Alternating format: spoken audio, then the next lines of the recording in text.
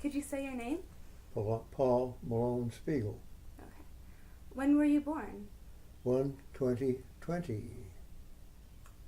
I'm a post-war baby boomer. That's what You I am. are. That was the wrong war. That's all. Could you tell us a little bit about your life before the war? Before the war. Oh yeah, it was kind of typical. Pittsford was a small town then. We had about 35 people in our class. It was small. And I played basketball. We didn't have any football then, but I played basketball and a lot of tennis, played lots of tennis. And I took almost all the courses because I liked school. And then I was still teaching Latin, so I took 2 or 3 years of Latin, things like that. French. They didn't have German courses. I would have taken German if they'd had it. And I prepared myself pretty well to go to the U of R for 4 years there before the war. What did you study at U of R? Mostly modern European history and other courses. No, mostly history. I enjoyed that. I love history too. Mm-hmm. There's no end of it. What made you decide to join the military? Well, I was called up before the war. We were in the war. I was first right early in called up. But I was having trouble with my back at the time, and I was in a body cast, so they postponed that. And later, my back seemed to recover, and in the summer I took a job with the highway department, and the back stood up. So then I asked to be examined again in 42. In September 42, I was then taken. And I took the body cast off. I had told them I used it part of the time and sent that home, and then went off at Fort Niagara. What was your rank in the... Rank? Yeah. I got to be a staff sergeant, which is a sergeant with one loop over the top. Yeah. Then they have master and so forth. Ultimately, you get 3 loops. I just got to be 1 loop. Staff sergeant. What branch of the military was it? That was the Air Corps, which became, the Air Corps was a part of the Army. Then it was dignified with its own Air Force. So I went from the Air Corps into the Air Force. It was put on an equal basis with the Navy and the Army. Did that happen during World War II? Yes, I think so, yes. Okay, I didn't realize. I believe that was at the time. Didn't mean anything to me, but it was then it happened. What did you do as staff I was sergeant? what they called an armorer. That's an ancient phrase going back to the medieval days when the man who put the armor on was an armorer. What I did was to put the ammunition into the P-47 planes and loaded up the bombs, frag bombs or heavy bombs, or gas tanks too were loaded underneath the wings of the P-47 planes. The P-47s were great, heavy, hard, tough, single pilot planes. They were very rugged. They weighed a lot, 14,000 pounds, but they would come back with more holes in them than the lighter P-51s. So they're a very good ship. As I may have mentioned, they had a big engine, 2,000 horsepower, with water injection. They could go, for a brief period, they could go almost straight up. They were so powerful. Wow. Where did we they get a fly picture. out? I'll show you a picture of one. I have just a moment. Sure.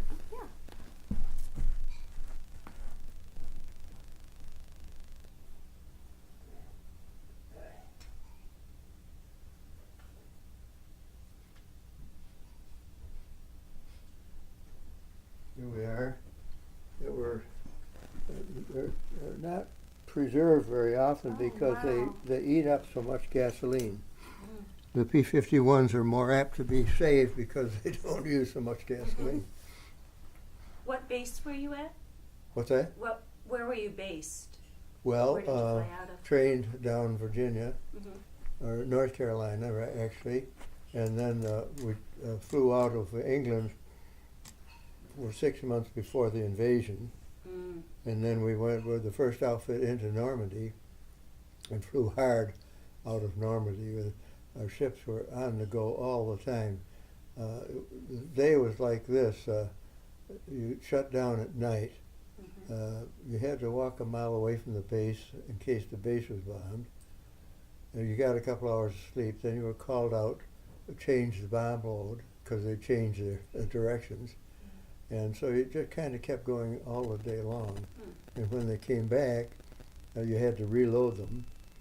And often you'd have to clean the guns, but to take them out, that was a lot of work. And or help the tinsmiths who were patching the holes in the ship. You were busy. And quite often, instead of walking back to where you were supposed to have your berth or lie on the ground, you have to get away. You just drop down right where the planes were and get your sleep there. Wow. I was in charge of one flight with 4 planes, maybe 4 planes, I guess it was. And I had 2 fellows on each plane. I was in charge of that flight, what they called a flight. So each plane would have a pilot and One pilot. one pilot? Oh yes, they were Okay. single. Yeah. Single pilot. Hmm. I sure admired those guys. I don't think I would have had enough nerve to fly one of those things, say nothing about going into combat. They had to be skillful as well as bold, and they were bold. They were wonderful men. Did you know them very well? No, they were officers and they had different quarters. I knew some of them, just passing acquaintances, buckle them in and things like that. That's all. Mm-hmm.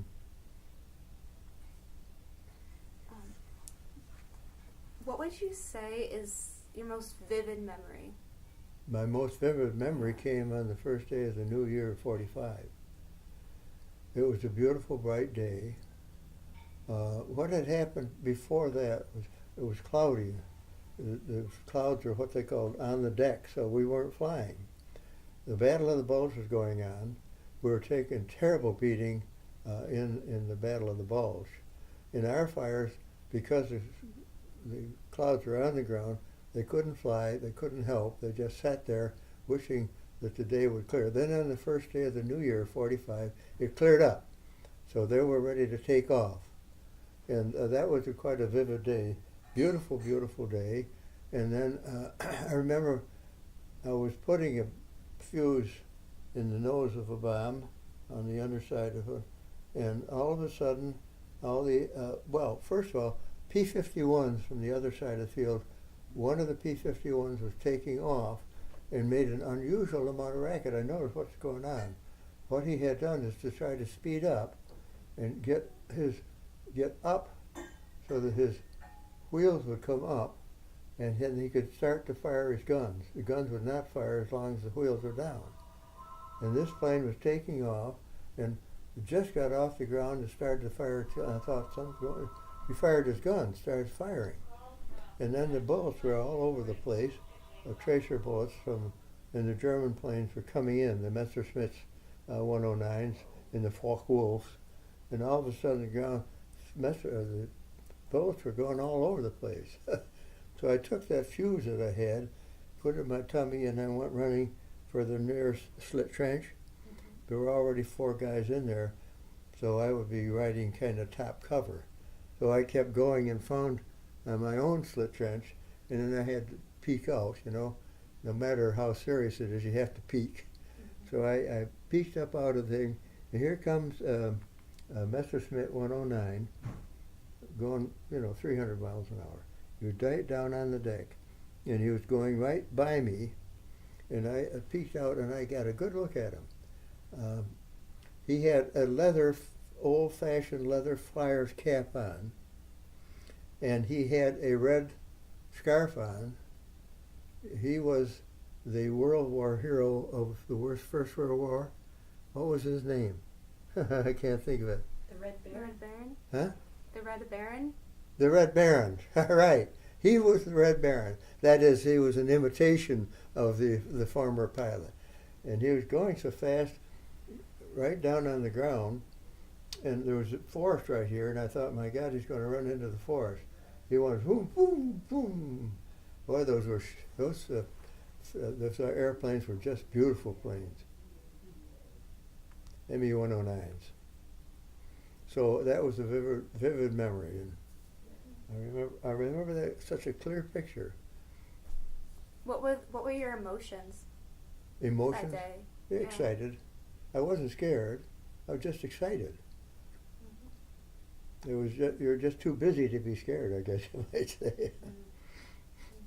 Oh. Did the pilot see you? No. Oh no. He was concentrating on what was Too much of it. ahead of him. Okay. Yeah. No. He wouldn't have a chance. Okay. The Red Baron. That's who he was. Wow. That's a very pleasant memory. I wonder whatever became of that chap. He probably didn't survive. That was their last great sortie. After that, the Luftwaffe had so little gasoline that they couldn't come out in force anymore.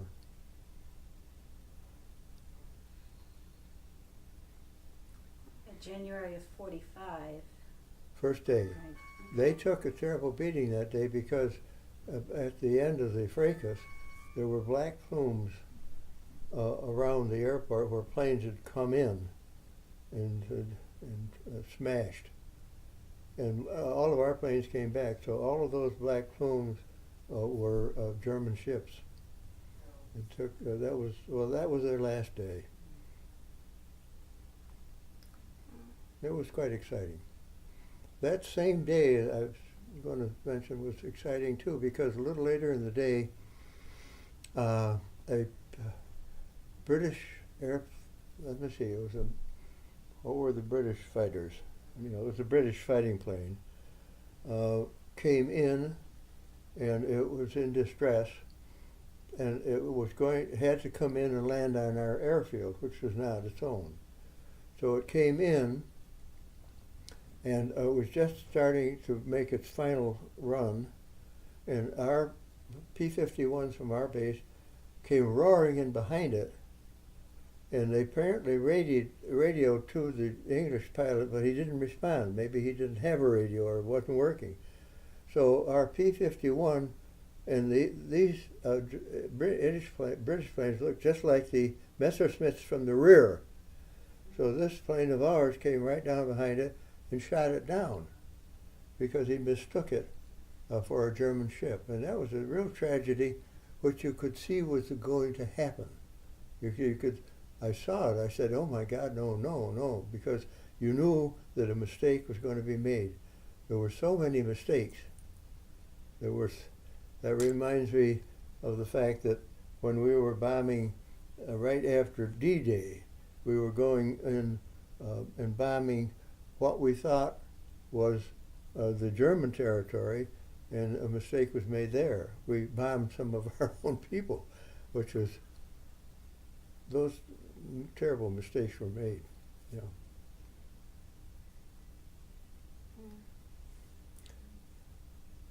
That day cleared, finally, and so our planes could take off with the bulge. And they did wonderful work that day because they were good dive bombers, and they could spot the German tanks in and around the bulge. And that day, they really turned it around. The Germans were advancing quickly in the Battle of the Bulge, the Ardennen Forest. But that day turned it around because our boys and the other fighter pilots could spot the German tanks, and if they got anywhere near them, they would blow their tracks off. And so that turned the Battle of the Bulge around. And it was for the work that our outfit did at that time that the King of Belgium gave our unit a unit citation. I'll show you what it is here. Let's see, where's my picture? Just a moment. This is from the King of Belgium. This red thing here. Wow. wow. That's it's a unit citation. It wasn't anything personal for me. It was But the just whole that unit. our whole unit, yeah. Wow. When was that presented? At a special ceremony or like during It the would war? be or a was it special ceremony, afterwards? not too long after Okay. the event.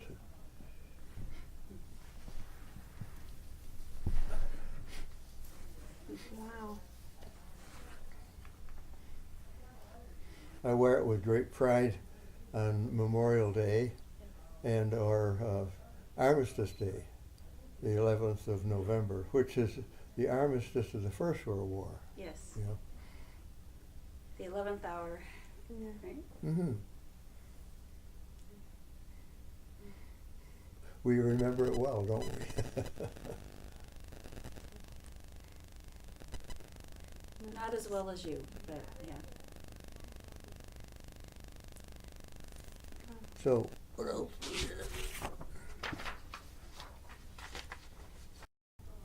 Experience with a PTSD. Pittsford what? What's a PTSD? Any post-traumatic stress? Oh no, didn't seem to have any. No, I don't know that it had been invented at that time. We have a lot more of it now. One of the reasons they have more of it now is because the wars are so ill-defined. Mm-hmm. You wonder what Vietnam. Why in the world would we ever go to Vietnam? Why would I want to give my life in Vietnam? That would make me a lot more nervous than what I knew had to be done. So there would be a lot of that. Well, I enlisted when I could because I wanted to. Everybody did. Mm-hmm. By the time my back was well enough to go in, there were virtually none of my friends or none of my contemporaries in the village here. They were getting to be lonesome. I imagine most of your high school class. Well, they all Enlisted, right? participated. Mm-hmm. Every one of them, yes.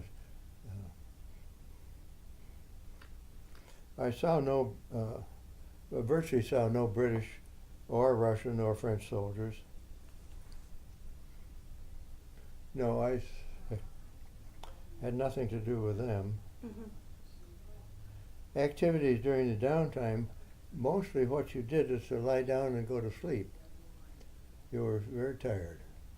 Did you ever, did you get the war magazines at all?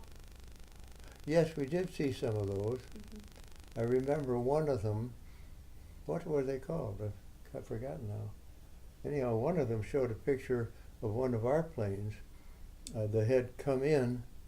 Let's see what happened now. Oh, it came back from a bombing expedition.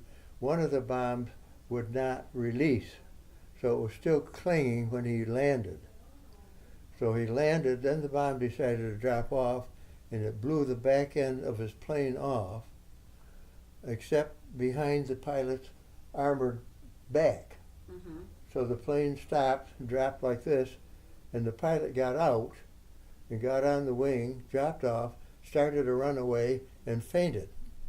And we have pictures. I have pictures of that. I don't know where they are right now, but I saw that, and that was a very interesting procedure.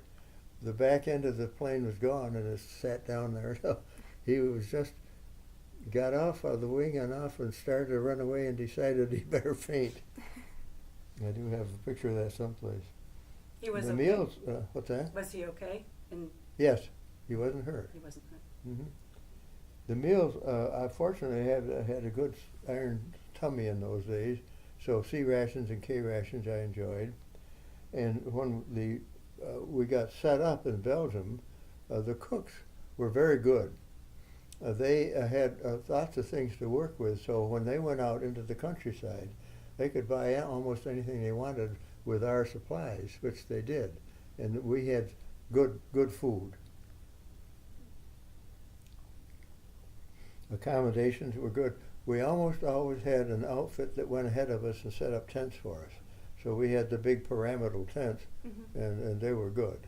In northern France, it rained all the time, and everything was filled with mud. It was all muddy, except that they built sidewalks, board sidewalks for us. The advanced troops. How many people would stay in a tent at a time? There would be 8 of us. Let's see, no, 6 of us, I think, yeah, 6, as I recall. Yeah, these fellows were also about the same level of command that I was, and so it was a natural tent. When something happened, they'd come to our tent, and all of us had to get up and go.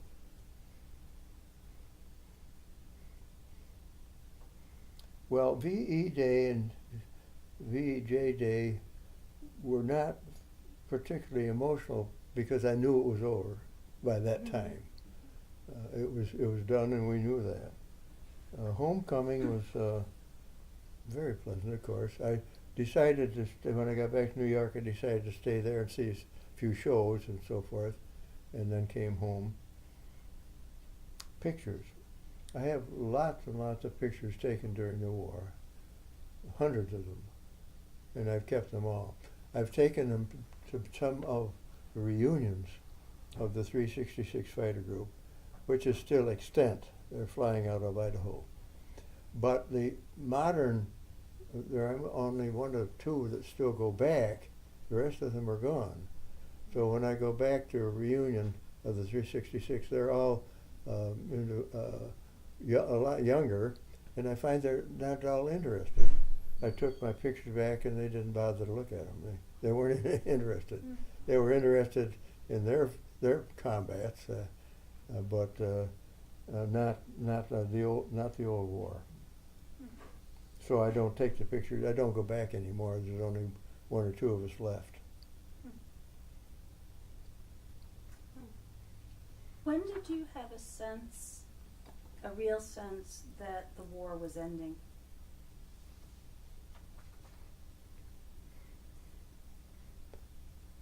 I had that sense, I'll say, about the first day of the new year, when it cleared up and our planes went to work on the Battle of the Bulge, and that was folding up. And of course, at that time, the Russians were, I don't know whether they were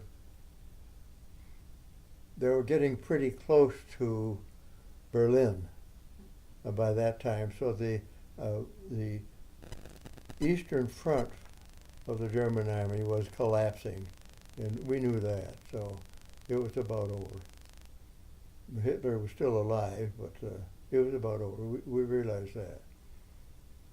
Even in Italy, they were having to give up, although they fought on in Italy more easily because of the terrain. It was hard to advance in Italy because they were mountainous country. There were rivers like this, so our folks had to come down and get across the river with a whole lot of machine guns over on the other side. That was the toughest front of all. Glad I wasn't there. Did you know people who were? Yes, yeah, quite a few of the fellows from town here. I don't know that I've ever talked with them about it, but some of them participated there. Some of them were injured there.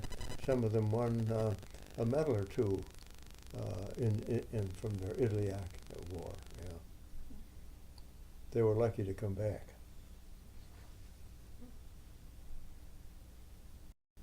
Do you have other memories you'd like to share, or Other memories thoughts? of the war? Yeah. No, I think we've covered the ground pretty well.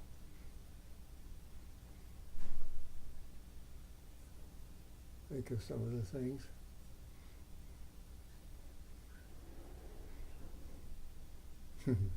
No, I don't think of anything. I had some nice visits to London and to Blackpool, which is a resort town on the western side of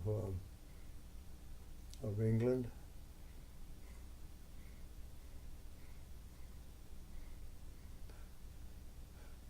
No, I had a few visits to London. It was interesting there because so many buildings and so many buildings were down. There's nothing but cellars there filled with bricks. And I do recall this. I noticed that they had special British teams that were assigned to finding the bombs in the rubble that didn't go off. No, I wouldn't want that occupation. They had to find those bombs and defuse them, and that I think would be a very dangerous. And I saw some of those fellows working, and I thought, my gosh, those fellows are real heroes. I don't think I would have the nerve to try to defuse, find the bombs and try to defuse them. I remember them. Mhm. Where were you when Normandy? We were in took place? southern England. Before the actual invasion, we got all ready to go. Our trucks were all waterproofed and everything. And then on one occasion, we got ready to go and we started to go. That was a fake. We didn't go.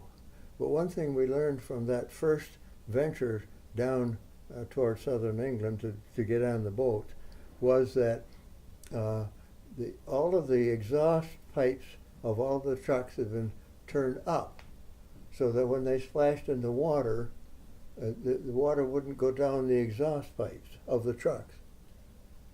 But then on one of the early rehearsals, it started to rain, and the rain came down, and all the trucks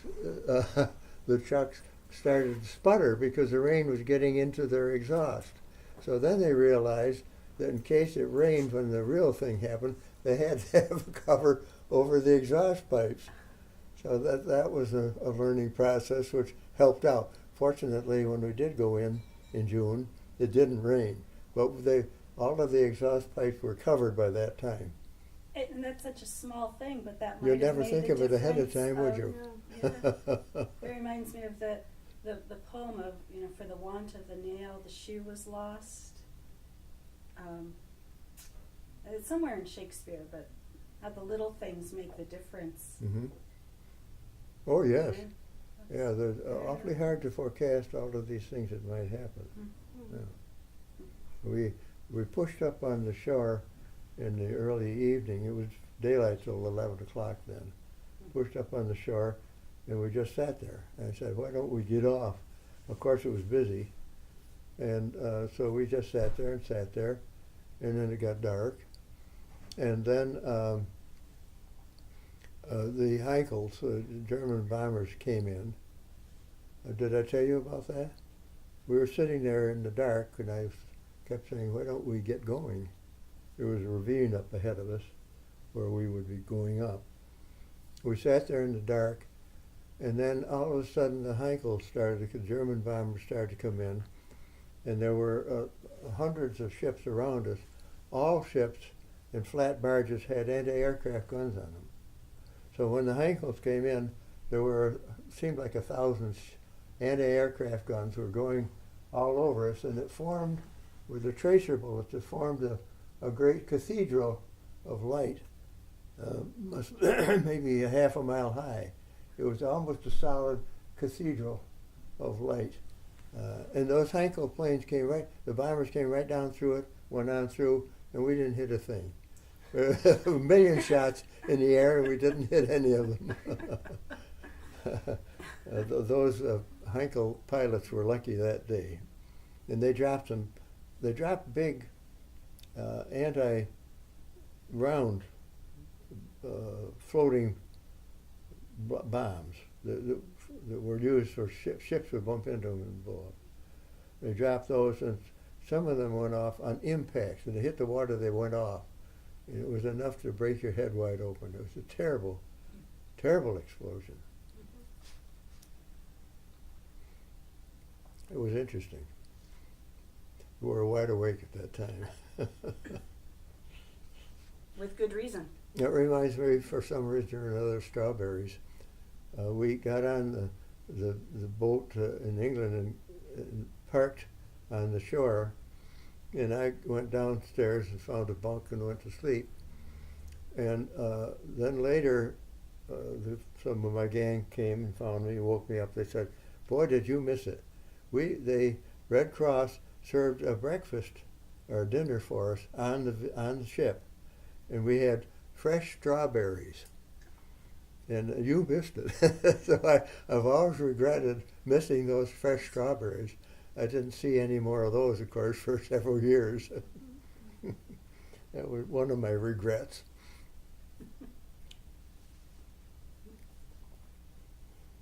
Well, I guess that's about it. I've given you, I think, more than you want to know about World War This is II. wonderful. Thank you so much. Well, you remember it. I remember it very vividly. Vividly. And these are the stories that we don't always read about in the history book or hear about Well, in school. yeah, there because are so many it's millions personal of them. now. I imagine they have a organization, where is it, New Orleans, collecting all of these stories. So they'll have 1 billion stories down there. Mhm. Have you given them your story? No, No. no, I'm sure they have enough. Have you been to the World War II Memorial in Washington? No, no. For some reason, I don't care too much to go. I have my memories. They have a big museum. What is it, New Orleans? But I haven't gone back there either. Have you gone back to Europe at all? I've gone back to Normandy. Yeah, I went back. On the anniversary? Let's see, what was it? '06? What was it? 50 years later. Yeah, I went back. Had a nice tour. Went up through France and saw some of the fields, and that was a nice. That was, what was that? 50 years later. Yeah. That would have been 1995? '06 it was. Oh, 06, Oh. okay. Yeah, '06. Yeah, that was really worthwhile. I enjoyed that. And went on to Berlin and visited the city there, which was all rebuilt, of course, by that time. It's a big, interesting city, is it?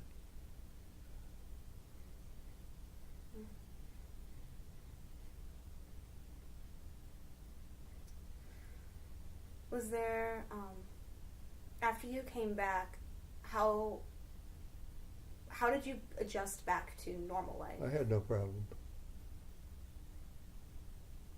No, it wasn't.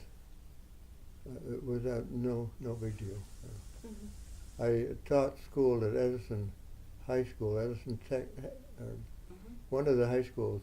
I taught algebra for for a semester, and I got a job teaching world history at Spencerport High School.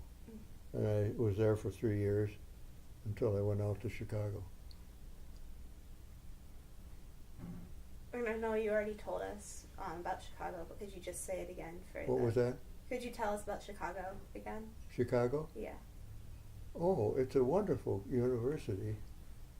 And I studied modern European history there. And, well, I just enjoyed, I think mostly I would want to have stayed in the library my whole life. I just enjoyed going to school. Mm-hmm. You know, this was 3 years upon, after even a master's degree. I could have stayed there indefinitely, but it was time to move on, maybe get a job or something. So even though I failed my orals, I was through with it. That was it. Then I came back and got a regular job or two. Mm-hmm. I worked for quite a few years as an insurance adjuster for the Utica Mutual Insurance Company, which was an interesting job and a good company, Utica Mutual. I think they're out of business now. And I went through the southern tier, Warsaw, Perry, Nunde, and Dansville every week. And they had good agencies down there, and it was interesting work.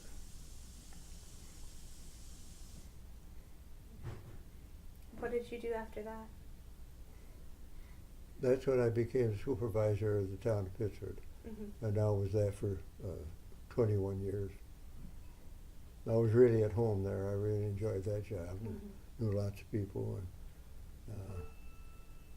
it was interesting. There's a lot you could do. Mm-hmm. People will walk into the office, and I made a practice of doing something for those people. And the staff on the town of Pittsford is good people. Easy to work with.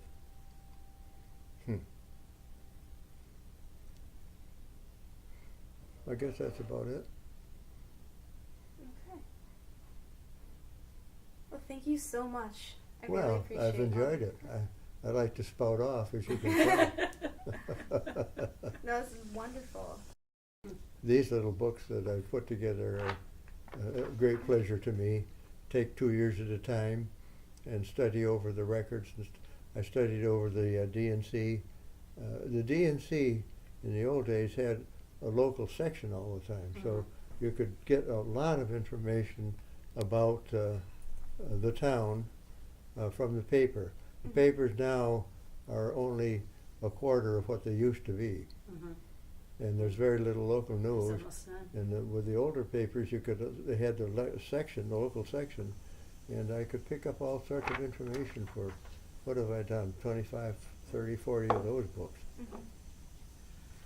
And I've started collecting pictures of people, back when I was from 17 on. So I have pictures for almost all of that stuff, all of those events. So you've always been interested in people and history. Oh yes, it's my hobby. Yeah, as I say, I grew up on the Four Corners there. And it was a smaller community there. Either you knew the people or you kind of wondered who they were. Now, of course, you don't worry about that. There's no way to keep up with the people in Pittsford now. So you didn't have the pleasure of growing up in a small village. No. Well, your world is different. I've retired, of course, but I seem to be able to keep busy without any trouble. I still continue to taking a lot of pictures, writing up quite a bit of history, of which I have an unending supply of history. One of my projects now I have in mind is I've done it years like this, 2 years, 2 years, 2 years. Now try to write a brief momentary history of Pittsford going back and going this way through the years. I think that'd be kind of interesting reading. And then throwing in about, say, when the distillery at Carters, you know where Cartersville is? Okay, there's a distillery there. It caught fire in the '78. So the local firefighters from the basin and from Pittsford got down. Well, all they could save were the barrels of whiskey, or some of those. And it took some of them more than 3 days to get back home. I was going to say, what happened to those barrels of whiskey? So I want to try to put a history together like that, chronological, 79, 80, 1912 when the canal broke open, and 1911 when the canal broke open, and do it that way. So that might be my next project. That'd be kind of interesting to go that way. Yeah, that's so cool. Yeah. When we got our new fire engine, the one they still have, in 1925, have you seen that? I don't think we've seen that That one. giant, big, old fire engine. It's still, they put it in the parade. You'll see it in the parade. In the parade, It's a beautiful old thing, 25 I think it was. I was playing out in the front yard on North Main Street when I heard a truck coming, and there was a ripple. There was a brick pavement then still, and there was a ripple from the heavy tires, and I looked up to see what was that, and here was this beautiful, beautiful, brand new American LaFrance fire engine coming up North Main Street. So it went up around the corner to the fire hall, and I went running up to see it, and I still remember that beautiful sight of that beautiful engine. You'll see it now in the parade. We'll look for it. Yeah, it'll be there. It's a splendid old vehicle. We haven't seen it yet, so we'll look for it. Definitely. Well, that would be one I put in for the year 1924, I guess it was, 25. And then just go on down 26, 27, things like that. Throw in little incidental things that weren't not significant but might be interesting. We'll see. I might be able to produce it. Yeah. I need the time. I got to hurry. I have to hurry.